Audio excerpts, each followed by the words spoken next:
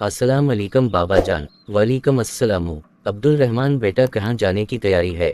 बाबा जान, मैं अपने दोस्त के यहाँ जा रहा हूँ, शाम तक घर आ जाऊँगा। ठीक है बेटा, कोशिश करना जल्दी घर वापसी हूँ। जी ज़रूर बाबा जान। ठीक है, अल्लाह हाफिज़। जी अल्लाह हाफिज़। इस्लाम अलैकुम तैयब भाई। वालेकुम इस्लाम अब्दुल रहमान भाई। खुश आमदीद। बैठे भाई। जी शुक्रिया। तैयब भाई, अपन ने इतना गंदा कमरा क्यों किया हुआ है? भाई मुझे सफाई करना अच्छा नहीं लगता।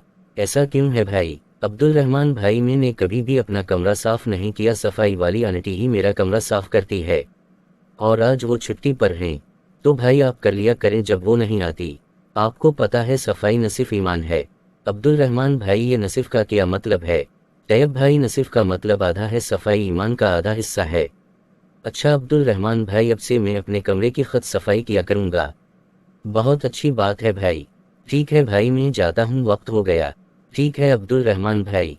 अल्लाह हाफिज़ अब्दुल रिम। अस्सलाम वालेकुम बाबा जान, मैं वापस आ गया हूँ, आपको कोई काम है मुझसे? नहीं बेटा, बहुत शुक्रिया पूछने।